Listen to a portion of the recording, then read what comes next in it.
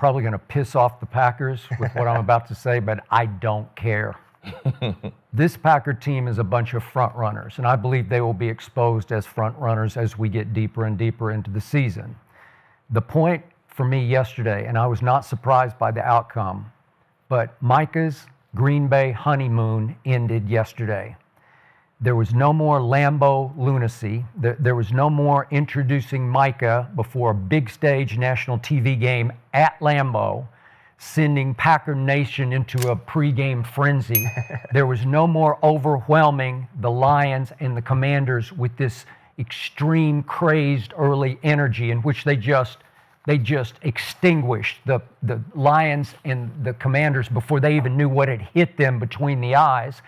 And it allowed Micah to pick his spots, to play pass rush downs, and to pin ears back and tee off on those two quarterbacks. And it's like he died in Dallas and went to heaven in Green Bay, because you couldn't have been thrown into a better spot, right place, right time against those two teams. And they're both really good teams, and they will prove to both be good teams. But they got buzzsawed in half in Green Bay because of the stage that they walked out on, that Micah got introduced into. So to me, Micah got outplayed yesterday by a better player. Myles Garrett had a better game than Micah did. Myles had 6 tackles to Micah's 2. He never has more than like 2 or 3 tackles. Myles did have a half a sack. Micah didn't have any sacks. Micah did have a couple of hits on the quarterback. I'll give him that. But I thought Myles stood out and stood taller than Micah did in that game, because he's just a better all-around player who deserves more money than Micah, but now doesn't make more money than Micah. And by the way, Micah he lined up off sides in the late field goal drive, and it hurt them because it was 5, but they were going to need the 5. So he got a little over anxious, and he just lined up in the neutral zone. If he would have missed, he would have had another one. Yeah, there you go. So now to Jordan Love. I've said this about Jordan, and I do like him because he's a really good guy, and I think he's a really strong leader for that football team. Mm-hmm. But if you keep them close, he has been known to make late mistakes of that nature. And I give you, that was a play by Grant Delpit. It was, because he plays with his head sometimes more than his talent. He's just smart, and their defense is legit. I mean, you can it's the best defense in pro football, and they showed you that yesterday, because Packers had a long, hard day on offense. Yeah, they did. And then, to your point, he just makes one late mistake. What time did it come? 3:18. So 3:18. So you play pretty clean football, and then you make one mistake, and all of a sudden the door swings wide open, and then insanity happens. And I give you that, but my takeaway at the end of that game was, now the Packers have just a little bit of doubt in the back of their mind that we're not going to go 17-0, that Micah's not magic. He hasn't completely turned us into a juggernaut, because a juggernaut goes and wins that game 28-10. So in the end, all I know for sure is that the Green Bay Packers lost to the Cleveland Browns. That's all I know, and that's a fact. Yeah. That it took 4 quarters, but it ended with Cleveland ahead on the scoreboard. And for what little hope I have left for next Sunday night, I love that, because that gave me just a little bit to hang on to, and planted a little bit of skepticism in the back of their minds. You say they're going to have a great week of practice. I don't doubt that. But deep down, they got to be thinking, we are human. We're not invincible. That's what yesterday showed. We're not invincible with Micah freaking Parsons. So here we go.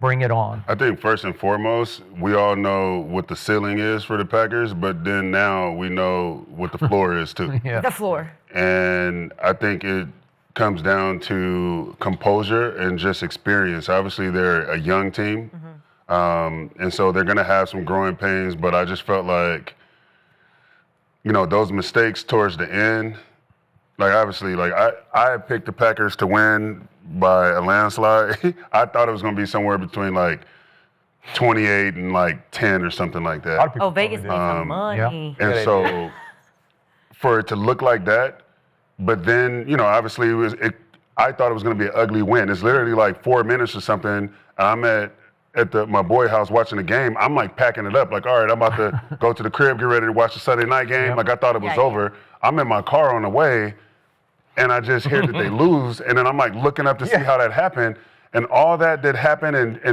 little over 3 minutes.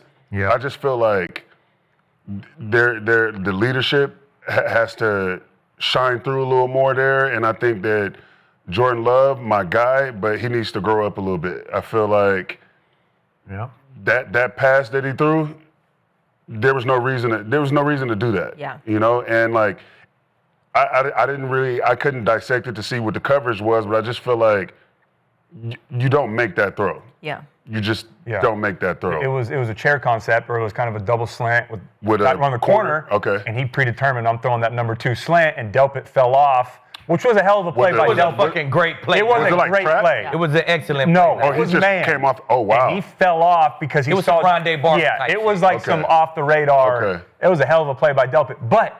And that's a great point. But if you're Jordan Love, I talked last week about how the biggest thing for him, the last 12 regular season games, he hasn't thrown an interception or whatever it was, because his decision-making was taking that next step. You have to be great in your decision-making all the time. That was, to me, old Jordan Love right there, right? I'm going to go out there, okay. I noticed that I like it. It's man-to-man. This is 3rd and 3. This is the concept that we're calling. I know, okay, I'm going to work my slants. Maybe alert to the corner if I like it. But you start with that inside slant. You can't just predetermine that. You have to confirm what you see post-snap. Yeah. As soon as you put your foot in the ground, I mean, it's bang-bang. You got to expect, okay, it's not there, it's not there. I'm going to work outside. If that's not there, throw it away. I would live more so on the side of throwing it away. Your defense is playing great. Hunt it down there and force the Browns. Especially at that time in the game. With Flacco to go all the way down. The game's over at that point. You just can't make the crucial mistake, and Jordan Love did. So that's what worries me right now. I'm not out on Love, though. I still believe in him. You haven't fallen out of love with Love? I haven't fallen out of love with Love. He's from Bakersfield, my hometown, so shout out Jordan. Go. But to Kenzie's point, I'm glad Gerald isn't here today because, he would have let us have it. He would not let us in our defense, Gerald, I know you're watching, it was after 2 weeks who was the best team. Now, if we're talking after 3 weeks, then I would give him some credit. But the thing that I do love, why I think that the Packers are legit this year, that defense is the real deal. They are. I mean, that defense is so good. Even, with Parkins, that adds another element. Without him, though, they look damn good. Their rush is great. I mean, the first 7 drives of the game, the Browns went 6 punts and an interception. They got nothing going. The only thing they had was that one drive. They got a field goal. True, but they did it against the Lions as well, and they did it against the Commanders on Thursday night. They've been doing this, and then the reason that they gave up those plays was because the interception, they had one play, 4 yards touchdown, and then special teams, the blocked field goal. I know it was the day of blocked field goals, but that defense to me is going to carry them a long ways. Just Love and LaFleur and that offense can't make those crucial mistakes. The great teams find a way to win those games. Right. I say Love made one mistake yesterday, and he looked at the inside slant. By the time as soon as he came off to this slant, Delpit came off with him. I mean, that was a great play. He would pick that off on a lot of guys. You think so? It was man coverage. He read the man. He would get a lot of guys like that. I used to see Rondé Barber do it. Yeah. Rondé was like the greatest at that shit. He got one in the playoffs against the Eagles and went to the crib. But that's just a hell of a play. You got to do it the perfect time. And if you come off early, you're not going to get it. You got to come off right when the quarterback come off. He just made a great play. So I feel like the offense made one mistake, and then special teams made one mistake. And I feel like the reason that it wasn't a blowout by a landslide is because that's the ultimate trap game, bro. You have a big Sunday night. You know, everybody talking about this Sunday night. Parsons going back to Dallas. That's a big deal. Even though the Cowboys not too good, it's still a primetime game, and it's a big situation. It's the Cowboys, you know what I'm saying? So it's easy to look over them guys, man. And after you look over them guys, you tend to have a great, amazing week of practice. Your coach could tell you we overlooked them, and I've been in games like that, you know what I'm saying? So I know how that following week go, you know what I'm saying? So they're going to have an amazing week of practice this week. And and it keeps you honest. Like, again, like you guys were saying, like through 2 weeks, they looked like they were going to be, you know, best team in the league. This is what was great about the NFL, man. Like you got a ball. You got to play. Like you can't go out there. Like we're grown. Everybody, we're all doing the same stuff to prepare, to get ready, to compete. And like, if you go out there thinking it's sweet, especially on the road, and that their defense is flying around too, you know, so you can't take nobody for granted. And I just felt like they did. You know, I think they took them for granted. They took it for granted. Cleveland put them all Browns on, and hey, that juice was turned up. Both defenses really played great, though. Yeah, they did. The Packers defense, they didn't show anything that makes me concerned or anything. Right. They played an Against excellent Joe game. Flacco, it didn't concern you? I mean, they played an excellent game. They pretty much gave them, that's what they're supposed to do to Flacco, right? Yeah. Give them nothing. They gave them nothing. They started on the 4-yard line one time, scored a touchdown. But Judge blocked the started kick. getting Joe got started 11, getting- 12 yards and set him up for a field goal. You know what I'm saying? So He did. The run defense could be a little better. Penalties, too, were hurting them in that game. Yeah. But to Keith's point, I mean, but they had penalties one didn't hurt drive. enough to give them no points. Yeah. You know what I'm They saying? had one drive that looked like anything, and that was for 3 points. I mean, other All than right. that, it was 3 and out, 3 and out, 3 and out, All right. interception, 3 and out. And even that drive, it was after a block kick, but they got 24 yards. And No, I'm talking about the one earlier, and they Okay. went 12 plays for like 60 and got a field goal. But Okay. still, they buckled down and didn't give up anything big. Yeah, I do want to talk about, obviously, Sunday Night Football. Yeah. We've been talking about this game since the Micah trade. Obviously, they're going to go, the Packers are going to face the Cowboys. So I want to know, Akib, CeeDee Lamb is hurt. Obviously, you just called their defense the worst defense in the NFL right now, Cowboys. So what do you see? What do you expect Sunday between the Packers and the Cowboys? I expect the Cowboys to have a great week of practice as well, because I think they kind of did the same thing as the Packers. They kind of had that Packers game on their mind, thinking, okay, They Bears, overlooked the Bears. Yeah, the Bears not playing good football. Everybody overlooked. I hope you're right. We coming off a huge win, you know, at home. Yeah. You're going to play a bad Bears football team. They kind of overlooked them guys as well. So following it, overlook, I mean, you always have a great locked-in week of practice, but I think the Packers come in, it's a little too much for them. I think the offense, I feel like the offense of the Cowboys, they are prepared without CD. They have a nice plan to work without CD. It'll be solid, and I don't think it's going to be a big of a blowout as everybody think it's going to be, just because how dialed in both teams will be throughout that week of practice. But I think the Packers come get it done, and I think Parsons leave a couple fingerprints on that game, because it's just something about when you play that X team, man. It's like a contract year. It's a lot of extra juice. I just remember me being a Buccaneer, a Patriot, and the Bucks coming to town. Served them, strapped Vincent Jackson, RP to my guy, strapped him, had an interception. I remember being a Bronco, going to Tampa. Jameis, the quarterback, you know how he like to give them out, you know what I'm saying? Jameis threw me 2 picks, you know what I'm saying? That game, I left with 2 interceptions that game. Then I remember being a Bronco playing the Patriots. Yeah. AFC chip, real stage. Yeah. I ain't have an interception, but I had like 4 pass breakups, including the game winner. Tom came down, got a touchdown, tried to throw the 2-point to Julian Edelman. I broke that up, and Roby was able to pick it off. So it's just something about playing that X team, man. If you one of them guys, you always leave a double thumbprint on them Did you games. talk about it after the game? Did you talk big and bad about it? I don't even think I did, Skip. You know, I respect Bill. Yeah, I respect Bill. It is hard to believe. I respect Bill, Tom. You know, I just kept it real professional, real Bronco. I just left them out of my post game, you know. All right, go Mercedes. I don't know. I mean, I think mainly what Talib was just saying, like, I just feel like it's going to be a big game, obviously, with Parsons being a Packer now. So that's a little more added juice to the game. I feel like the Packers are going to go in there and handle business. I don't know if it's going to be a blowout because it'll be in Dallas, but historically, the Packers have played well in Dallas. So let's see what happens there. Like, I went there with the Packers, and I think it was it 19? One of those years, and we went out there and handed it to them. And it's something about. Have you played in that new stadium? I have. It feels like it don't feel like It's not a great atmosphere. Nah, it feels like I'm at my house. Yeah. And I feel very comfortable. It's almost like a home game for me. You know, like it's a weird energy. You gotta like bring your own juice type of vibe. I had an interception there. Definitely. There's no real home field advantage. Nah, it's no home field definitely not. advantage there. Like a rich crowd, just real sitting quiet. They really just like watching the game. That energy is definitely not there. I remember like being on the sideline, you know, obviously in between series, and I'm like looking up and I see like pole dancers and like all type of shit going on. I was like, yeah, they're not really tripping about this football game. Like, they just here to get out the house. They here for the money. There's a game going on at the social event, right? Yeah. Exactly. So I can't even, football.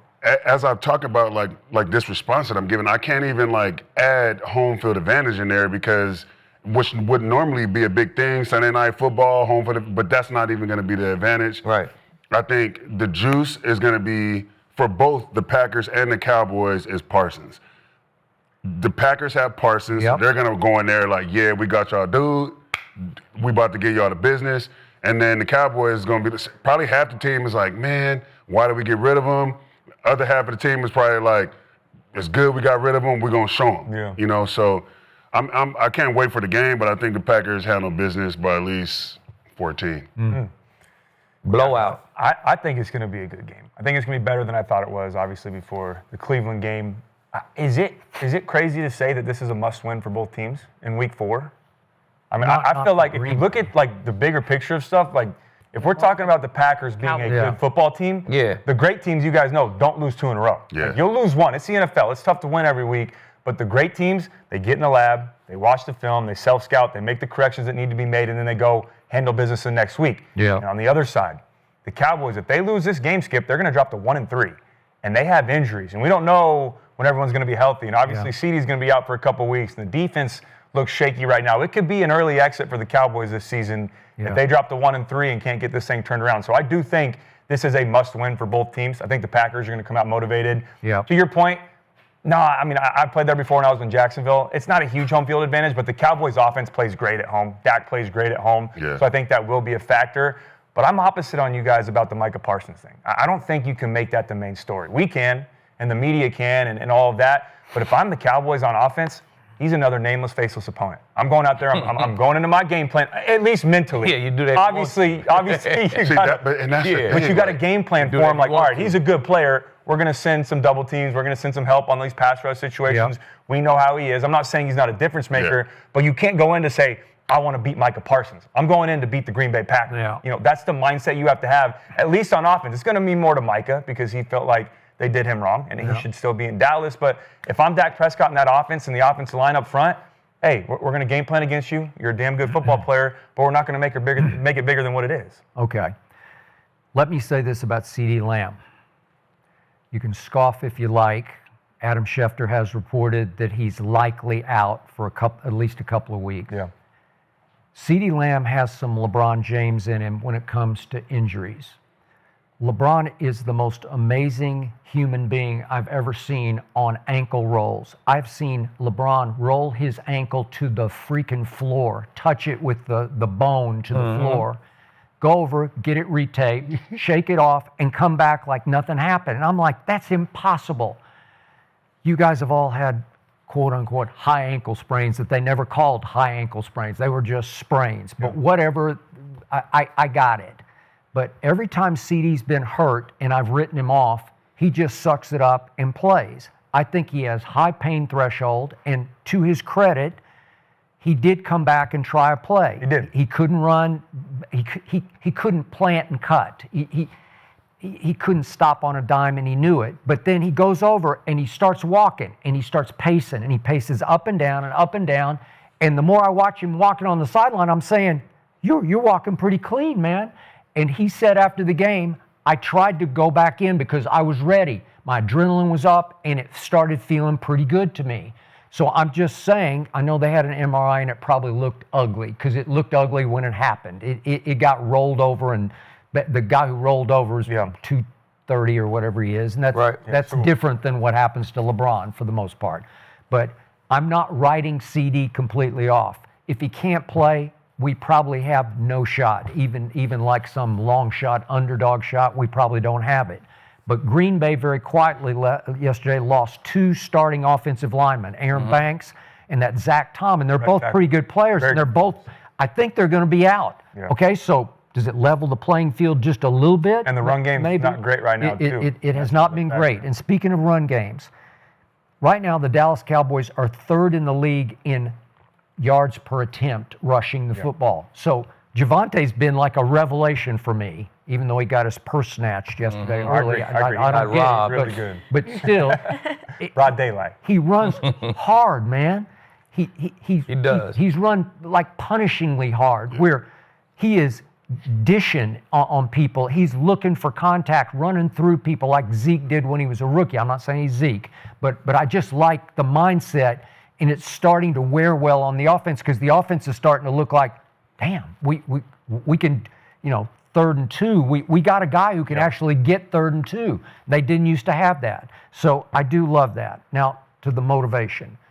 I'm going to remind you, the last time Green Bay was at Dallas was a playoff game in which we were the 2 seed and they were the 7 seed, and they were by far the youngest team in the playoffs that year.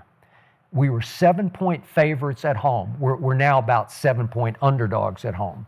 But in that game, Micah remembers, CD remembers, a bunch of those guys on the defense remember. It was 27-0 before halftime. To your point, and you went there in the regular season and just ran them out of the building. It was a joke. I know what game you're talking about. I mean, Aaron and Aaron Jones, they just went crazy. Like 3 or 4 touchdowns. Aaron Jones is a Cowboy killer. He wanted to be a Cowboy, grew up in El Paso. Yeah. So he's just like he's more of a nightmare than Aaron Rodgers was in those days. But the point is, with Jordan Love at quarterback, it was 27-0 before halftime. Well, you have to remember that. You have to say, not in our house this time. That's the motivation to me. Is it was I called it the ugliest, most embarrassing, most humiliating playoff loss I've ever witnessed in any sport by any team, given the pregame circumstance of it. 27-0 before halftime, and Dak, threw for his usual 1,000 garbage yards in the fourth quarter, and they got it back to 48-32. But whatever, it was over at halftime, and Dak and CD are going at it, and on the bench, the CD's sitting down at the end of the bench and dropping his head because he's mad at Dak. So it's time to. There's some blood involved here. There's some revenge, and I think that whole defense should be sick and tired of hearing you ain't shit without Micah Parsons, because that's all you guys say. And maybe you're right about that, but keep saying it. I need you to keep saying that without Micah, we have no chance against Micah, right? That's what you're saying. Without Micah, no chance against Micah Parsons. So I need that to be the motivation, that all of a sudden Micah leaves Dallas, where he never really did anything for the last 3 years, and he becomes this combination of Reggie White and Lawrence Taylor and Charles Haley. Like he's 3 Hall of Famers rolled into one now. He's unblockable, unstoppable. Well, let's see. Let's see, because that's motivation. And so for all those reasons that you said, maybe you can just hang in with it. Just on sheer emotion, one game, one day, even if it's America's house more than your house that you're playing in. That's what it is. So you like the Cowboys to win that game, right, Skip? I need to know more about CD. I'm not giving up on But let CD. me tell you about CD. All right. When LeBron turned that ankle, Yeah. he turned it this way, right? Yeah, I understand. That's that basketball roll. I understand. Once you turn that thing this way, Skip, that's called a high ankle That's sprain. high ankle. And your ass is down 4 to 6, if not more than that. And when Okay, the were inside you- touches the ground, And when the inside touches the ground with that weight linger on for it, 8 to 10. it could get ugly, Skip. Did you I had see one him surgery. prancing up and down the sideline? Yeah, I had one surgery in my Okay. whole NFL career. All right. And it was a roll this way. Yeah. And I was prancing up and down the sideline like I was straight. And Who did it? Who was it? Do you remember? I don't remember the receiver name, but I remember I slapped his ass a little bit. He caught like a 3rd down, and he just started rolling. And I went to tag him down. He kind of just rolled on mine, just real light. What team Just was real it? goofy. Do you I feel like I It was remember against this. the Cardinals. The Cardinals. Yeah, it was against the Cardinals. Tyrell, his name is coming to me. Yeah. I got his face in my head. I don't never forget him, Skip. But he rolled into mine, and I was prancing up and down the sideline like I was going to be straight. And then next thing you know, I'm on the surgery table. I'm out 10 weeks with a plate and a screw, because once that tib and that fib do Yeah, this, I know they do. you got to tight rope Fib it. and You got to put fib. it back together. And that's what that high ankle sprain, they call it a high ankle sprain, but it's really not your ankle. No. It's your 2 bones, them ligaments tear, and they get loose like this. So And depending on how bad it is, like mine, I felt it way up here. exactly. Yeah. Like literally, I'm saying. like when I did this, like put pressure on it, Yeah. it felt like something like it happened up here. Who Exactly. did it to you? Where, So I was my first preseason game, rookie season in Miami. I'm blocking a guy on my way to pancake a guy. The tackle at the time, I don't remember who it was, he gets thrown on my leg, and I'm just like, bro, this is not. I had never felt that before, and inside roll. It felt like if this is your leg. When I went to take a step, it felt like it was like this, like separated almost, like as if there was just space in between. Did you have to get the surgery? I didn't have to get the surgery, but it didn't go away till June, and this happened in August before the season. But that's the part I worry about and I had the same thing. Mine was in high school, running down the sideline, kind of pushed the guy down, landed on it, and it went inward as well. Inside roll. But I walked off the field. I was like, it hurt. My coach put my arm around him, but I walked off. But those next couple of days, I realized, okay, something's wrong. And luckily, I didn't have to get surgery either. But I came back, I think, I was rehab morning, afternoon. It was wild right before playoffs. I came back like 4 weeks.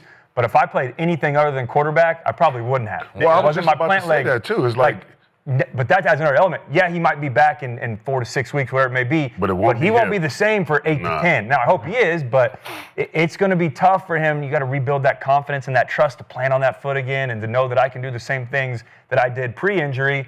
It might play a big factor in that. And two, if the Cowboys are struggling and things aren't going well, is there going to be incentive to come back? It sounds like we're not going to have CD. So. Okay, I give up. I'm out. Okay. We lose. It'll be 20, there we go. 27-0 before halftime.